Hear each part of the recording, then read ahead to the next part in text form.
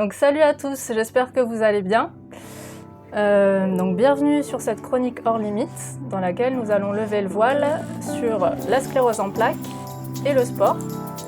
Donc pour nous éclairer sur ce sujet, j'ai le plaisir d'être avec un expert qui connaît mieux que quiconque le cerveau, donc mon neurologue, le docteur Paula Marino.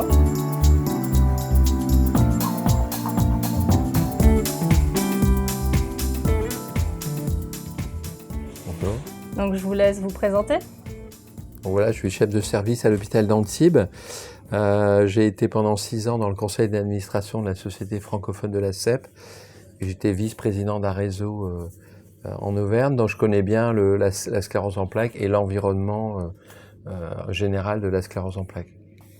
Donc moi, comme vous le savez, j'ai une CEP depuis maintenant 10 ans. Du coup, est-ce que vous pourriez expliquer ce qu'est la CEP brièvement? C'est sclérose en plaques, donc c'est une maladie chronique, mais qui peut évoluer soit par poussée, soit s'aggraver de façon très progressive. Donc il y a différentes formes. C'est une maladie qui va toucher le système nerveux central. Donc en gros, ça touche le cerveau et la moelle épinière. Ça touche pas les nerfs périphériques, mais les conséquences peuvent être périphériques.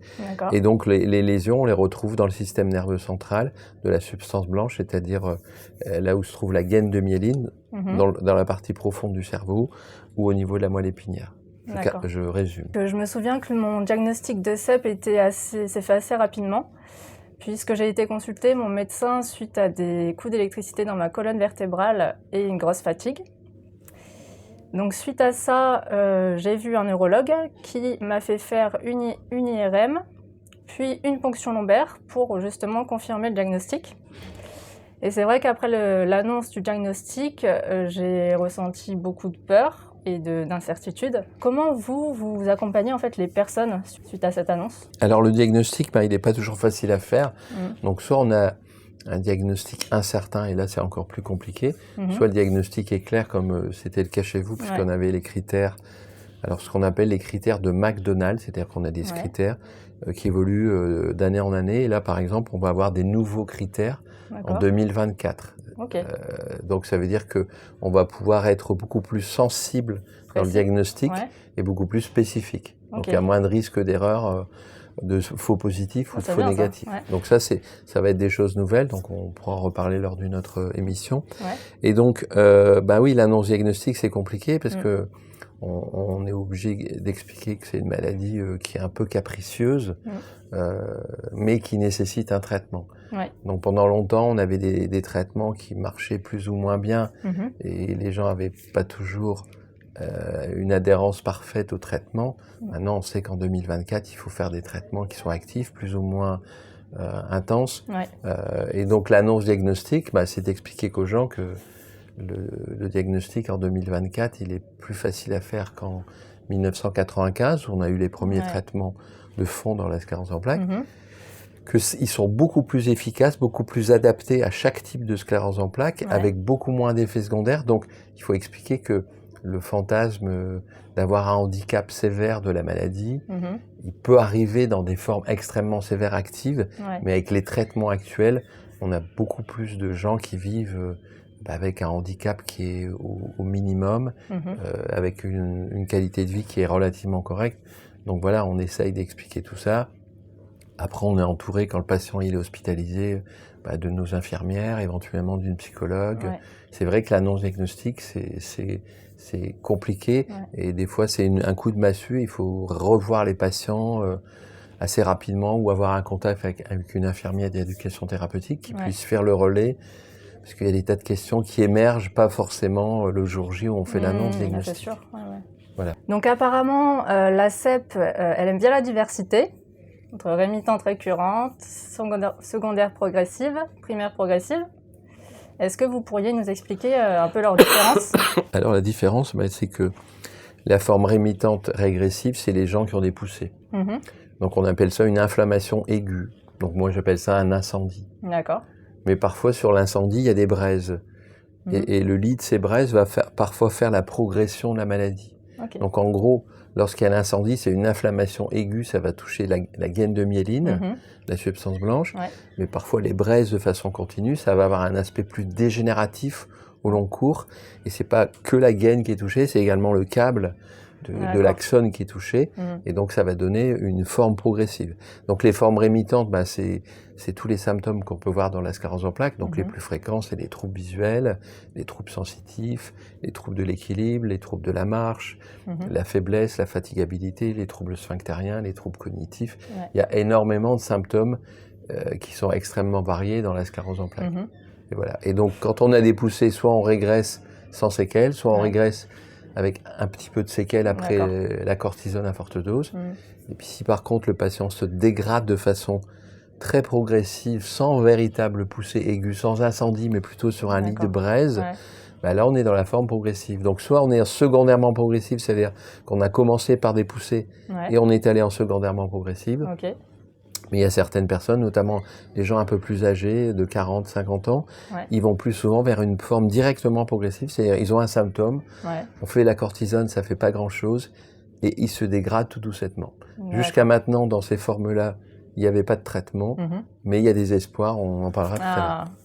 Très bien. En ce qui me concerne, moi actuellement, j'ai une CEP purante rémitante, et donc je suis actuellement à un traitement qui est le Tysabri. Donc chaque mois, je me rends à l'hôpital et on me l'administre. Du coup, j'en suis satisfaite parce que j'ai pas refait de nouvelles poussées depuis maintenant 7 ans et demi. Donc est-ce que vous pourriez nous dire l'objectif principal des traitements actuels ? Alors les traitements actuels, c'est de moduler l'immunité. C'est-à-dire qu'il y a une surréactivité du système immunitaire qui fait qu'on va s'auto-agresser. C'est pour ça qu'on dit que c'est une maladie auto-immune. Et donc, il y a 2 types de traitements. Les traitements de haute efficacité, ceux que vous avez, c'est-à-dire ce qu'on appelait avant les traitements de deuxième ligne, qu'on mettait en deuxième intention, ou quand il y avait une forme très sévère d'entrée de jeu, on allait tout de suite vers ces traitements de haute efficacité. Puis il y a les traitements immunomodulateurs qu'on connaît classiquement, qui existent depuis 1995, donc qui étaient jusqu'alors des auto-injections qu'on se faisait, qu'on garde éventuellement pour les femmes qui ont un désir de grossesse. Puis après, il y a 2 nouveaux traitements qui sont sortis il y a une dizaine d'années, qu'on prend en comprimé. Donc ça, c'est les traitements, on va dire, basiques, de première ligne, de première intention.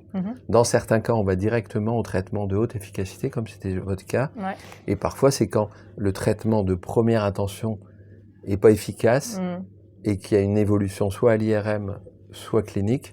Et là, on va passer au traitement de haute efficacité. Donc, dans le premier cas, on a un traitement immunomodulateur, ça veut dire que ça va moduler l'immunité.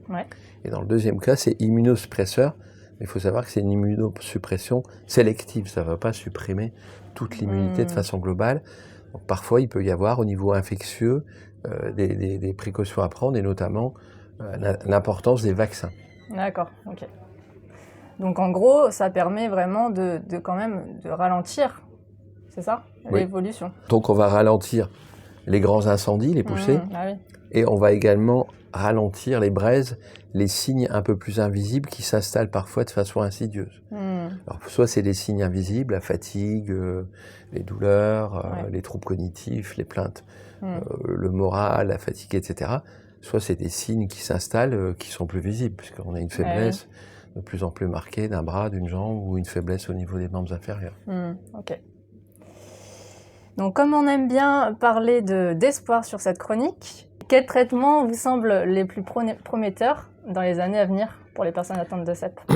Alors dans les années à venir, c'est déjà de préciser les diagnostics, comme on est dit, grâce à des nouveaux critères. Donc plus on est précis dans le diagnostic, plus on va donner un traitement plus spécifique, plus adapté à chaque personne. Et alors dans les nouveaux traitements, c'est ce qu'on appelle les brutons. Alors les brutons, c'est des antityrosine kinases. C'est un terme un peu complexe, mais il ne va pas agir que sur le lymphocyte et les anticorps dans l'inflammation, mais il va agir également sur la microglies, sur la forme dégénérative. Ah, super, Donc il va avoir un double impact. Donc actuellement, il y a des études qui regardent si ce double impact, il est surtout sur la dégénérescence ou surtout sur l'inflammation. Sur l'inflammation, on a déjà beaucoup de traitements, puisque dans les formes rémitantes, les formes secondairement progressives actives, on a déjà beaucoup de traitements. Et donc là où on attend beaucoup d'espoir, c'est sur ces formes progressives qui sont justement dégénératives et qui vont toucher l'axone, le câble du nerf. Et donc là, il y a un essai thérapeutique qui est sorti au mois de septembre, qui a montré dans les formes secondairement progressives il y a un produit qui semble intéressant versus placebo. Ok, super. Voilà. Ouais. Pour les formes primitivement progressives, comme c'est une forme un peu plus rare, Ouais. il y a moins de patients, donc il va falloir attendre un petit peu plus longtemps pour avoir des résultats. D'accord.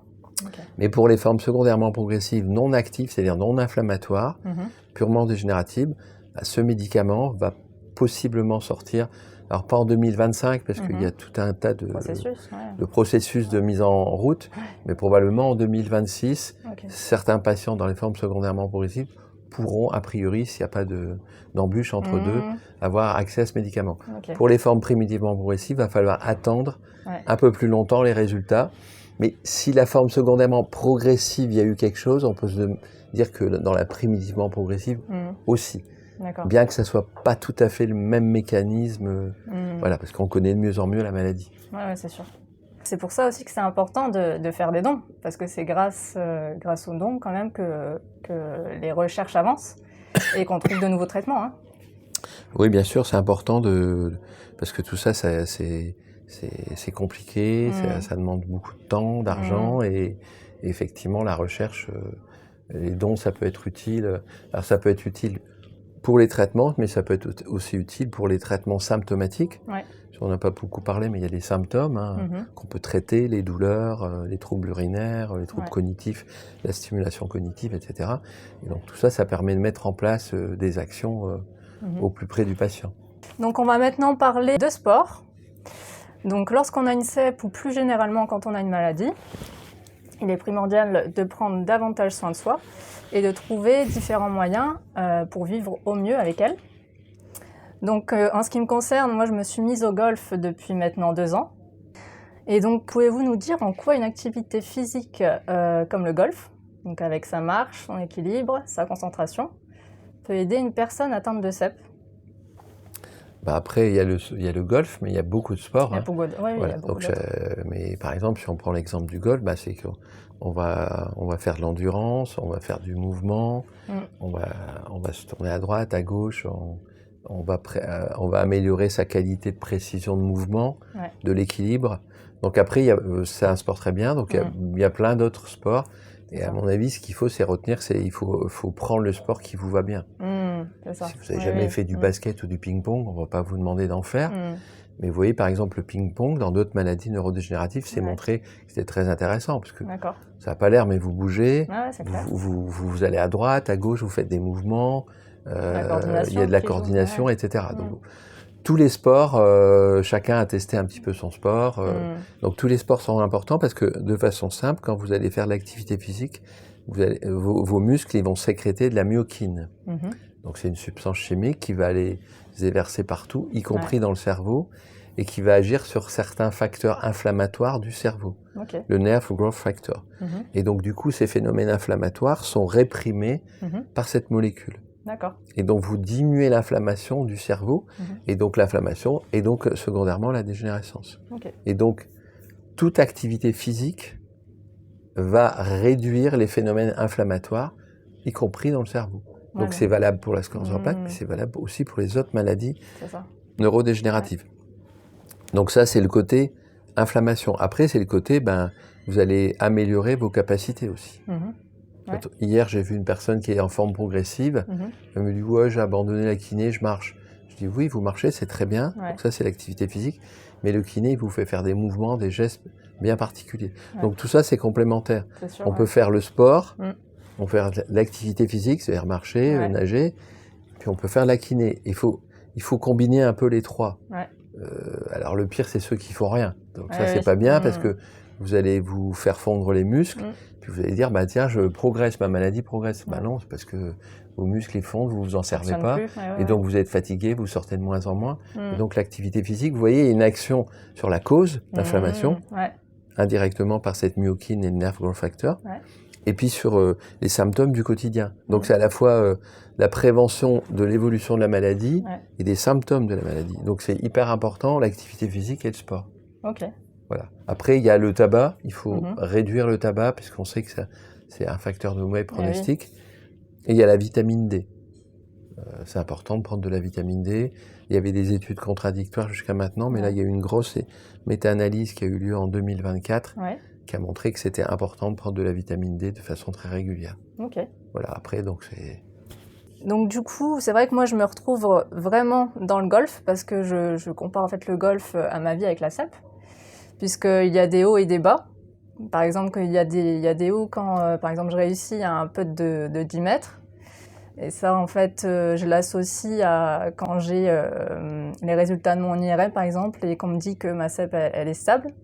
Et il y a des bas, par exemple, quand je fais un mauvais coup au golf. Et ben ça, par contre, je l'associe à de la fatigue intense. Dans ces moments-là, c'est vrai que je suis frustrée. Comme on dit au golf, un mauvais départ n'empêche pas le par. Bon, c'est vrai que moi, je fais pas beaucoup de par au golf. Je fais plutôt des bogeys. Mais bon, ça viendra. Est-ce que vous pensez qu'un état d'esprit sportif peut aider une personne atteinte de CEP, voire ralentir son évolution? Oui, tout à fait. On a l'exemple de Cécile Hernandez, qui est une championne en sport d'hiver, qui était à un moment presque tétraplégique, avec une poussée extrêmement sévère. Et puis là, on l'a vu à Nice il y a quelques années, sur une réunion, la journée mondiale de la sclérose en plaques. Elle se déplaçait, alors elle a toujours une fatigabilité, toujours une gêne, mais c'est le jour et la nuit. C'est sûr. Donc c'est important, c'est l'esprit de dire, faut pas voir le côté négatif de la chose, faut voir le côté positif. Alors les latins souvent sont en train de dire, mais pourquoi j'ai réussi, la poule et l'œuf, la cause, etc. Alors que l'anglo-saxon, il va dire, voilà, j'ai la maladie, je vais lutter, je vais essayer d'avancer. Voilà. Et donc on l'a bien vu dans les Jeux paralympiques 2024, il y a quelques scléroses en plaques, notamment en athlétisme aussi, qui ont donné de bons résultats. Donc c'est important de l'activité physique, puis ça permet aussi le lien social, de bouger, de sortir de chez soi, etc. Parce que ça a un impact aussi sur le psychologique. On n'est pas rentré là-dessus, mais le stress, le fait d'avoir un stress psychologique, ça va impacter l'immunité, qui va impacter la maladie. Alors que quand vous faites du sport, souvent c'est le plaisir, donc il faut se donner du plaisir. Il ne faut pas faire du sport en disant « Oh là là, Colin Marino, il a dit qu'il fallait faire de l'activité physique, c'était important ». Il faut vraiment que ça soit un plaisir, donc il faut vraiment que le sport, vous le choisissiez vous-même. Ça si vienne vous de nous. golf, c'est bien, votre voisine, le golf, je trouve ça, j'aime pas, voilà. Donc chacun va trouver son sport. Oui, il faut vraiment que ça soit un plaisir.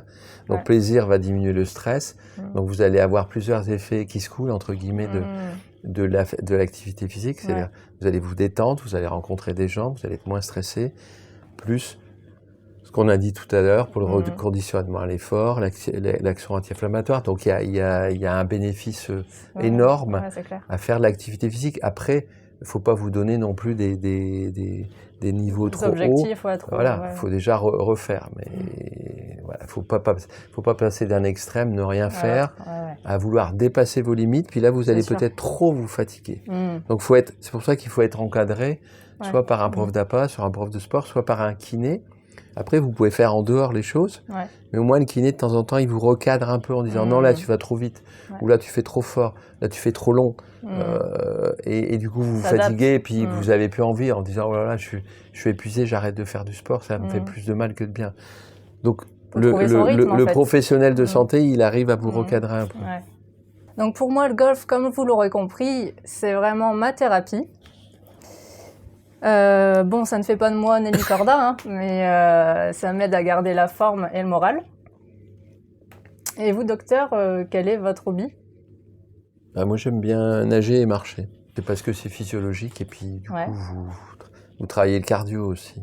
Mais après, les sports de groupe, c'est pas mal aussi, parce que là, c'est le côté un peu plus ludique. C'est sûr, C'est vrai que si vous dites vous allez courir ou marcher, voilà, c'est plus un effort solitaire qui demande de se sortir un peu les tripes, alors que d'aller jouer au ping-pong ou au golf avec quelqu'un, c'est plus sympa. Voilà. Et vous, chez vous, dites-moi en commentaire qui vous sert en fait de thérapie. Quel message d'encouragement vous pourriez donner aux personnes qui souhaiteraient se lancer dans une activité physique? C'est de se dire, plus on va se bouger physiquement, plus on va se bouger au niveau cérébral. Et les deux sont liés. Il ne faut pas distinguer le cerveau et le corps physique. Et donc je pense que l'activité physique, c'est important pour être bien dans sa tête, quoi. Et si on est bien dans sa tête, on va faire l'activité physique. Les deux sont intimement liés. D'ailleurs, quand on regarde le mot sclérose en plaques, c'est se scléroser. Oui, c'est sûr. Et donc justement, il faut sortir de ça, faut être dans le mouvement. Merci beaucoup d'avoir apporté votre expertise. J'espère que cette vidéo vous aura plu. Donc n'hésitez pas à vous abonner. Prenez bien soin de vous et on se retrouve très vite. À bientôt. Ciao. Au revoir.